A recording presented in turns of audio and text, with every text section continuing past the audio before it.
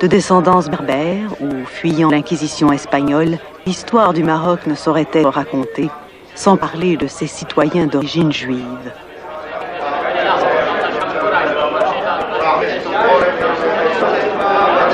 Marocains à part entière, la France, en leur offrant l'émancipation, s'assurera de les éloigner de leurs frères musulmans.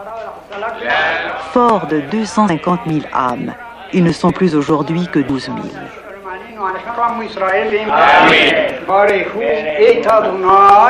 Pourtant, personne, ni eux ni les Arabes, ne semble avoir souhaité leur départ vers Israël, la France ou le Canada.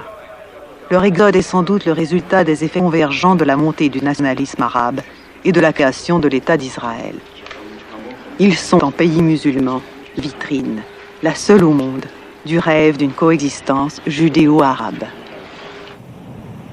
Toujours en quête de mon passé, le hasard fit que sans le chercher, je retrouvai un cousin de mon père et son meilleur ami d'enfance, Aaron. Vous avez maintenant des sœurs?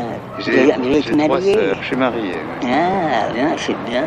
Eh bien, attends, vous avez des enfants? Un enfant, un garçon. Eh bien, voilà, le voilà qui est grand-père.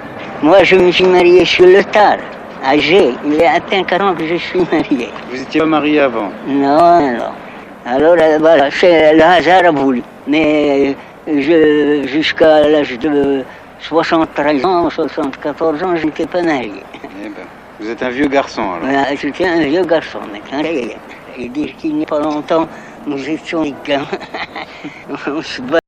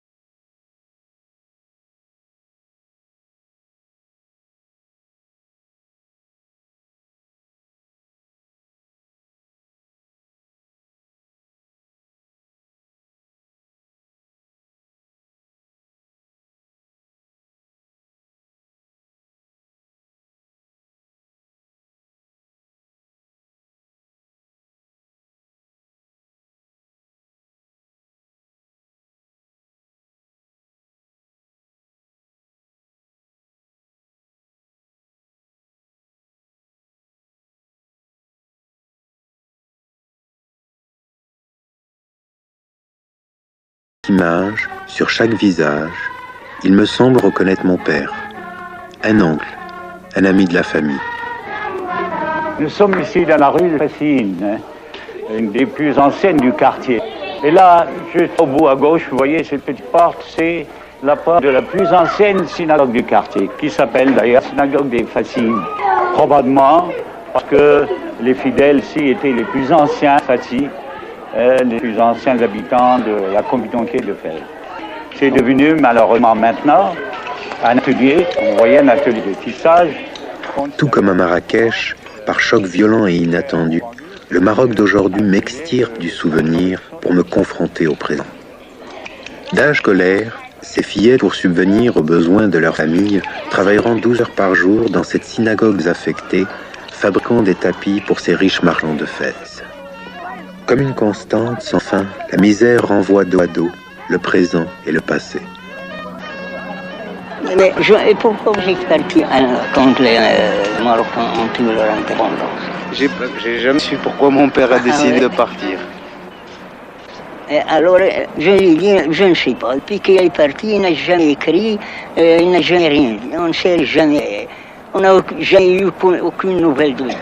Si un message faire à mon père, quel message voulez-vous que je Eh bien, je lui ai dit que je suis content d'avoir connu son fils et que je ne l'ai jamais oublié. Je suis content de vous avoir connu, d'avoir eu des nouvelles de lui, de savoir qu'il est encore vivant. Et je lui souhaite beaucoup de bonheur, une longue vie, etc. Je serai heureux de le revoir. Eh bien, je vous souhaite la même chose. Ouais. Voilà. Je vous remercie. Il y a d'autres tombes bâtiments par ailleurs. Ça, les refait constamment. Je transmis à mon père qui reçut avec joie le message de son cousin Aaron. Mais sans le savoir, lorsque pendant ce voyage j'étais allé à la découverte des tombes de mes ancêtres, je ne savais pas qu'un an et demi après, mon père allait mourir, premier de sa lignée à être enterré au Canada, loin du Maroc, loin de la terre où il a vu le jour.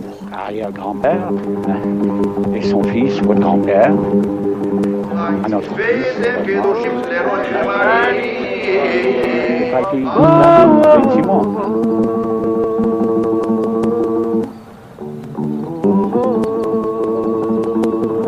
Ah voilà. Voilà, Maclou. Maclou, c'est votre grand-père. Benjamin doit être à vous.